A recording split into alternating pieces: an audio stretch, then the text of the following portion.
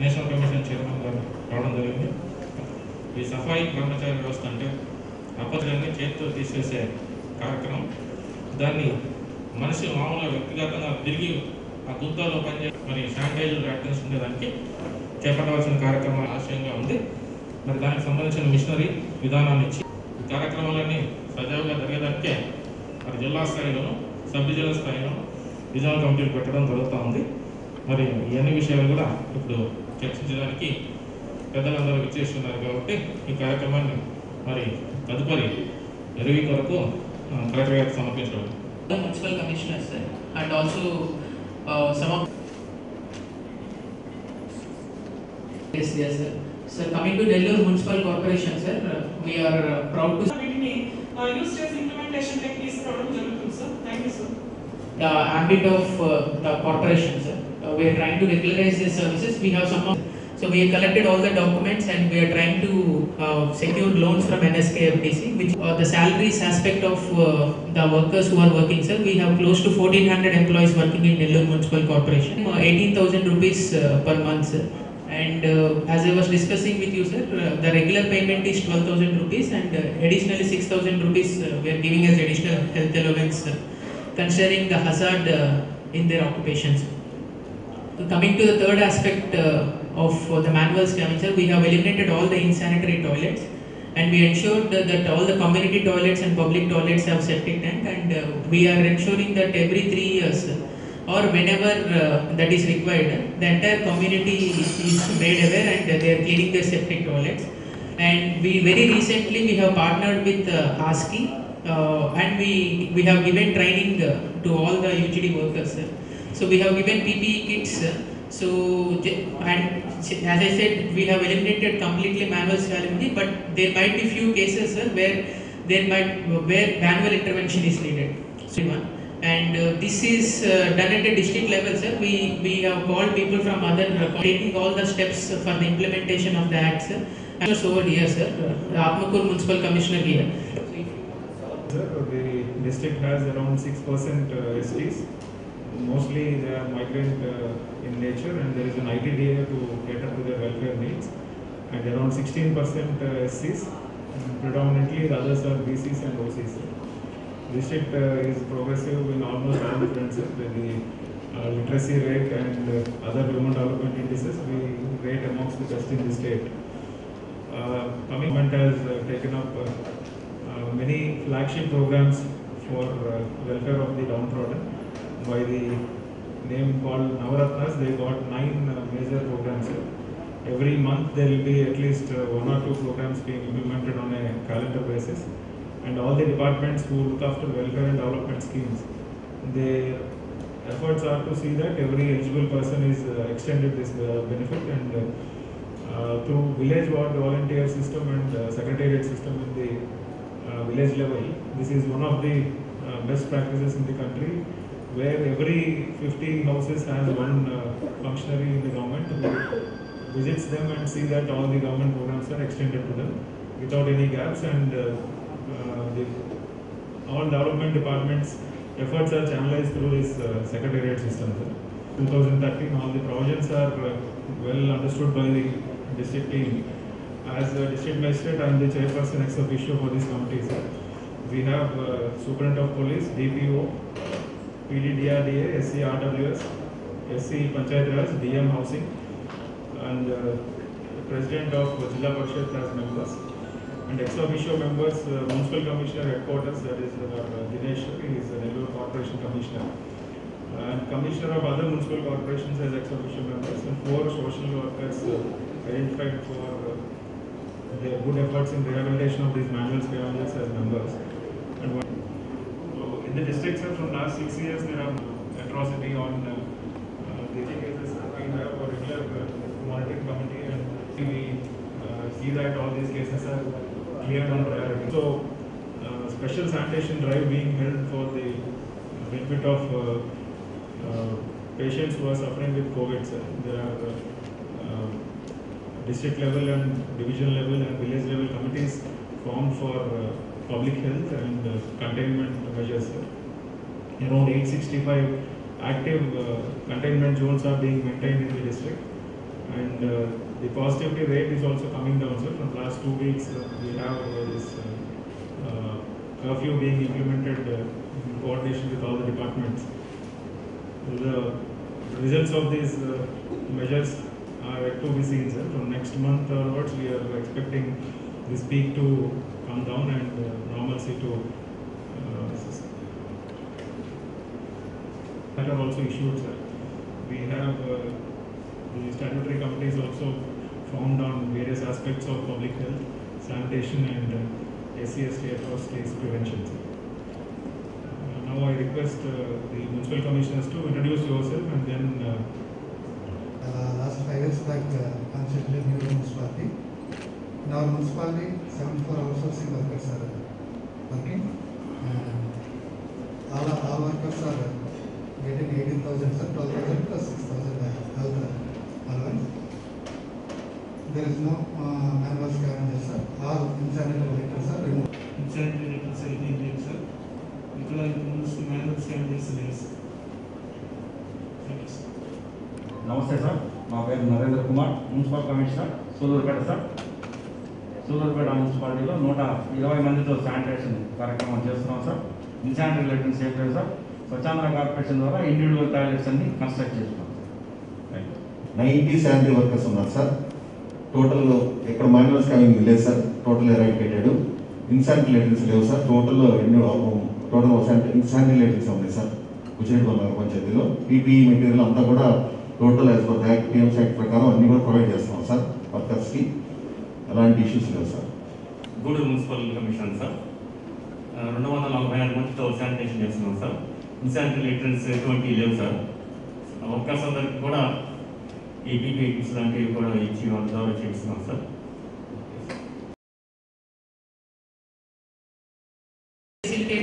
Felicitating all the workers on all important days of on all important national days, sir, like International Women's Day, Independence Day.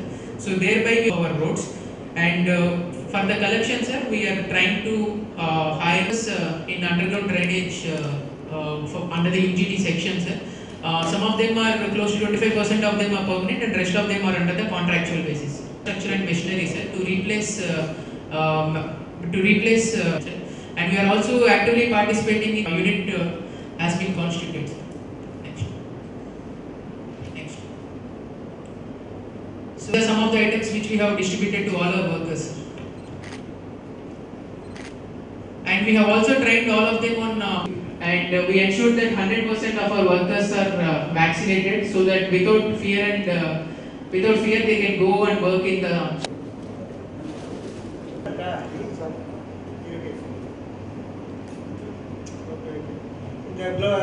Boots வந்து daily போடுறீங்களா? நிஜமா? நான் வரும்போது பார்த்த சில பேரை யாருமே அதுக்குள்ள போடலையே. கொஞ்சம் கூட ஆயிடுச்சுன்னா க்ளவுஸ் இன்சூரன்ஸ் இருக்கா உங்களுக்கு? என்ன இன்சூரன்ஸ் இருக்கு? நல்லா பார்த்துக்கிறாருன்றீங்க. இன்சூரன்ஸ் அவர் போட்டிருக்குன்னு சொல்றாரு, ஏற்கனவே சொல்லியிருக்காரு அவரு. ஸோ இல்லை சார், கமிஷனர் நல்லா தான் பார்த்துக்கிறாரு. நல்லா தான் இருக்கா? தெரியும், நல்லா தான் பார்த்துக்கிறாரு சார். நல்லா தான் பார்த்துக்கிறாரா? எல்லாமே சரி. நீங்கள் அதை சொல்லலையா உங்களுக்கு? లాస్ట్ ఇయర్ వరకు ఉండేది కదా, సో అది ఈ ఇయర్ మనం ప్రీమియం పే చేయాలి. దానివల్ల మీరు లేదని చెప్తున్నారా? ఓకే, పే చేస్తాం, ప్రీమియం పే చేస్తాం. బిల్లు తరాలా? శాలరీ బిల్ மாசம் மாசம் உங்களுக்கு சேலரி கொடுக்குறாங்க இல்லையா? உங்க அக்கௌண்ட் தானே வருது? எங்க அக்கௌண்ட்ல வந்து சார் மெசேஜ் வரும். ஓகே, மெசேஜ் வரும். நீங்க அந்த பிஎஃப் இஎஸ்ஐ குடிக்கிறான்னு சொல்லி எப்படி தெரியும்? அதெல்லாம் மெசேஜ் வரும் சார். அதெல்லாம் மெசேஜ் வரும். சரி, செல்லு தொலைஞ்சு போயிடுச்சு, என்ன பண்ணுவீங்க? ஸோ அதில் வந்து பிஎஃப் இந்த நம்பர்லாம் இருக்கும். ஏதாவது இருந்தால் அவங்க அதே பார்த்து தெரிஞ்சுப்பாங்க. நாளைக்கு நான் கேட்டால் கூட ஏதாவது சொல்லுவாங்க. மெடிசின் எடுத்து கொடுக்குறாங்க, போனால் ட்ரீட்மெண்ட் எதுவும் கிடையாது. ஸோ நீங்கள் ஃபீஸர் அவங்க சொல்லியிருக்கோம். யார்கிட்ட சொல்லியிருக்கீங்க? யாரும் சொன்னீங்க?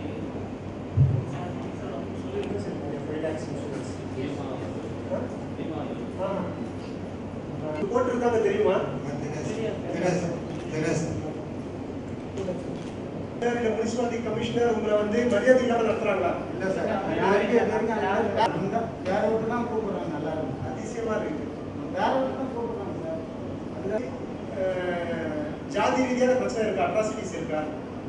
ఏం లేదు సార్, నేను మైనారిటీ లేదు ఇలా మాట్లాడకూడదని మేమే దాన్ని సభ్యులను చేసుకుంటా ఉన్నాం. ఇప్పుడైతే ప్రజెంట్ అయితే లేదు, ఇంతకుముందు ఉంది. ఆర్గనైజేషన్ இருக்கா లేడీస్? ఉన్నారు అని అడుగుతున్నారు. மாஸ்க் வந்து இப்ப கொடுக்கறது கேட்கல நான். நீங்க எத்தனை வருஷமா இருக்கீங்க? மாஸ்க் இல்ல, சில கவர்மெண்ட் இவங்க கொடுத்த மாஸ்க் ஒண்ணு கூட இல்லையா? ఆపేశారు, అమ్మ కూడా ఆపేశారు. ప్రభుత్వ పథకాలు ఏం రావని చెప్పి ఆపేస్తున్నారు. Arranged NSK MPC life insurance 330 rupees life insurance. யாராவது இறந்தாங்கன்னா 2 lakhs வரும். ஆக்சிடென்ட் இன்சூரன்ஸ் ஒன்று போட்டிருக்காங்க 12 ரூபாய். அது அதில் யாராவது ஆக்சிடென்ட் ஆகி இறந்துட்டாங்க அப்படின்னு சொன்னால் 2 lakhs தருவாங்க. அது கால் உடஞ்சிட்டு கை உடஞ்சிது அப்படின்னு சொன்னால் அது 1 lakh அல்லது அந்த பாதிப்புக்கு ஏற்ற மாதிரி தருவாங்க. அது இப்போ 330 + 12 rupees 342 rupees இன்சூரன்ஸ் வந்து சொல்லி வச்ச மாதிரி எல்லாருமே நல்லா இருக்கும் அப்படின்றாங்க. அதுதான் எனக்கு புரிஞ்சிக்கவே முடியல. இருந்து மட்டும் தான் நீங்க வந்திருக்கீங்க. இன்னும் 7 முனிசிபாலிட்டி இருக்கு. அவங்க வந்திருந்தாங்கன்னா அவங்க ஏதாவது அவங்களுக்கு பிரச்சனை இருக்கும், கண்டிப்பா இல்லாமலாம் இருக்காது. ஏன்னா நான் பல முனிசிபாலிட்டி போயிட்டு வந்திருக்கேன், அதனால சொல்றேன். நான் கண்டிப்பா பிரச்சனை இல்லாத முனிசிபாலிட்டி ஒண்ணு கூட இல்லை எனக்கு தெரிஞ்சு. இந்தியா முழுக்க பிரச்சனை இருக்கு. அவங்க வராதது தான் இங்க பிரச்சனையே இல்லாத மாதிரி இருக்கு. பட் கோவிட்னால அது ஒன்றும் செய்ய முடியாது, ரொம்ப லாங்லேருந்து வரணும் அப்படின்னு. இன்னைக்கு நாங்கள் வந்த காரணம் வேற, திடீர்னு அரேஞ்ச் பண்ணி வந்தோம் நாங்கள். அதனால பல பேருக்கு வந்து இங்கே வர முடியாமல் இருக்கும். நான் நெக்ஸ்ட் டைம் நான் வந்து இந்த கோவிட்ல கொஞ்சம் முடிஞ்ச அப்புறம் வருவேன். அப்போ எல்லா முனிசிபாலிட்டியில இருக்க ஆட்கள் கண்டிப்பாக வந்தாலும் இங்கே என்னை பொறுத்தவரை இங்கே அட்லீஸ்ட் கார்பரேஷன் கமிஷனர் கொஞ்சம் நல்ல பேர் எடுத்திருக்காரு. அவருக்கு என்னோட வாழ்த்துக்கள். கலெக்டருக்கும் என்னோட வாழ்த்துக்கள். நல்லாவே அவங்க பண்ணியிருக்காங்க. நீங்கள் சொல்கிறத வச்சு நான் சொல்கிறேன். நாளைக்கு அப்புறம் நான் வந்து அவங்க 2 பேரும் இருந்தாங்க அதனால இது போல சொன்னேன், பிரச்சனை இருக்கு. ஏன் அப்படின்னு சொன்னால், இதே ஆந்திராவில் நான் 4 மாவட்டம் போயிட்டு வந்துட்டேன். இதே ஆந்திராவில் போன வாரத்துக்கு முன்னாடி வாரம் 4 மாவட்டம் போயிட்டு வந்தேன். 4 மாவட்டத்தில் இதே போல தான் சொன்னாங்க, எல்லாமே எங்களுக்கு வந்து நல்லா இருக்குது. ஆனால் நான் வீட்டுக்கு வந்தப்போ ஒரு நாளைக்கு எனக்கு 30-40 கால் வருது எனக்கு.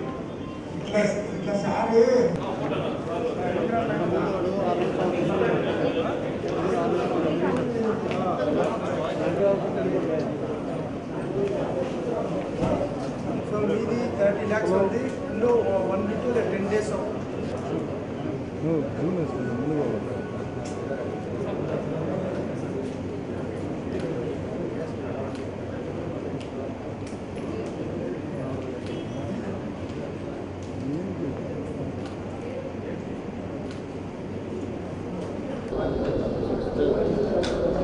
இங்கே ஒரு ப்ரைவேட் கம்பெனியில் ஒரு 3 தொழிலாளிகள் விஷவாயுவால் தாக்கப்பட்டு இறந்தார்கள்.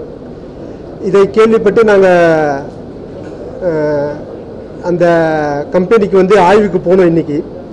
அங்கே அந்த ஆய்வில் சில விஷயங்கள்லாம் வந்து நாங்கள் பார்த்துருக்கோம். நாங்கள் அங்கே ஏற்கனவே வந்து ஒரு ஆய்வு செஞ்சு ஒரு அறிக்கையும் கொடுத்துருக்காங்க. ஸோ நாங்கள் போய் பார்த்தது, அதுக்கப்புறம் அங்கே இருக்கிற ஒர்க்கர்ஸ் சில பேர் சொன்னது, இதெல்லாம் வச்சு நாங்கள் ஒரு அறிக்கையை வந்து கலெக்டர் சாருக்கும் அதுக்கப்புறம் வந்து சீஃப் செக்ரட்டரிக்கும் நாங்கள் அனுப்புவோம். நாங்கள் அதில் வந்து இன்னும் கொஞ்சம் ஆய்வு தேவைப்படுது அப்படின்னு சொல்லி அனுப்புவோம். அது முடிஞ்ச அப்புறம் தான் அது யார் மேலே தப்பு அப்படின்லாம் தெரியும். அந்த கம்பெனி மேலே வந்து வழக்கு போடுறதுக்காக ஏற்கனவே சொல்லி கேஸ் வந்து ரிஜிஸ்டர் பண்ணியிருக்காங்க அவங்க. அதில் வந்து அந்த உயிரிழந்த அந்த 3 குடும்பத்திற்கும் ஒவ்வொரு குடும்பத்திற்கும் 40 லட்சம் ரூபாய் நஷ்ட ஈடாக தருவதாக அந்த நிறுவனம் ஒத்துக்கொண்டு இன்னைக்கு 10 லட்சம் ரூபாய் ஒரு குடும்பத்துக்கும் அந்த இறந்து போன ஒவ்வொரு குடும்பத்திற்கும் 10 லட்சம் ரூபாய் இன்று இங்கே வழங்கப்பட்டது. மீதி இருக்கிற 30 லட்சம் ரூபாய் வந்து இன்னும் ஒரு வாரமோ அல்லது 10 நாளுக்குள்ளோ அவங்க தருவதாக ஒப்புக்கொண்டிருக்காங்க. நாங்கள் அவங்கக்கிட்ட 2-3 கோரிக்கை வைக்கிறோம். நாங்கள் ஒன்று, அவங்க குடும்பத்தில் யாருக்காவது வேலை மறுபடியும் தரணும் அப்படின்னு சொல்லி. ரெண்டாவது அவங்க வீட்டில் யாராவது பசங்க படிக்கிறதா இருந்தால் அந்த படிப்பு செலவையும் வந்து அவங்க அந்த கம்பெனி ஏற்றுக்கணும் அப்படின்னு சொல்லி அந்த 2 கோரிக்கையும் நாங்கள் வைக்கிறோம். அது முடிஞ்சு இன்றைக்கி மதியத்துக்கு மேலே இங்கே கலெக்டர் அலுவலகத்தில் வந்து நாங்கள் ரிவ்யூ மீட்டிங் வச்சோம். இங்கே மொத்தம் 7 முனிசிபாலிட்டி இருக்குது, ஒரு கார்ப்பரேஷன் இருக்குது. அதில் வெறும் கார்ப்பரேஷன்லேருந்து மட்டும்தான் தொழிலாளிகள்லாம் வந்திருந்தாங்க, சஃபாய் கர்மச்சாரி வந்திருந்தாங்க. மீதி 7 முனிசிபாலிட்டியிலேருந்தும் வர முடியல. ஒன்று தொலைவாக இருக்குது, ரெண்டாவது கோவிட் நேரம் இது, அதனால் அவங்களால வர முடியல. அவங்களால இங்கே வந்து நாங்கள் இந்த ஆய்வில் வந்து எல்லோரும் கேட்டப்போ 2-3 பிரச்சனை மட்டும்தான் சொன்னாங்க, வீடு இல்லை அப்படின்னு சொன்னாங்க அவங்க. அதனால் அந்த வீட்டுக்கு வந்து பிரைம் மினிஸ்டர் ஆவாஸ் யோஜனா அதில் வந்து அவங்களுக்கு வந்து வீடு ஒதுக்கி தரணும் அப்படின்னு சொல்லி நான் கலெக்டர்கிட்ட கேட்டிருக்கேன். அவரும் என்ன முடியுமோ அதை நாங்கள் கண்டிப்பாக செஞ்சு தரோம் அப்படின்னு சொல்லியிருக்காரு. மீதி எல்லாமே வந்து அவங்க பிஎஃப், இஎஸ்ஐ, அதுக்கப்புறம் இன்சூரன்ஸு எல்லாமே போட்டிருக்காங்க. அது அவங்க கரெக்டாக போயிருக்கு அப்படின்னு சொல்லி அவங்க எல்லாம் ஒரே மாதிரியாக சொல்லி வச்ச மாதிரி ஒரே மாதிரியாக சொல்லியிருக்காங்க. அந்த நம்பிக்கையோடு தான் நாங்கள் இங்கேருந்து கிளம்புறோம். வேறு எந்த பிரச்சனையாக இருந்தாலும் அவங்க எங்ககிட்ட சொல்லுங்கள் அப்படின்னு சொல்லி நாங்கள் அவங்களுக்கு வந்து அறிவுறுத்தியிருக்கோம். நன்றி.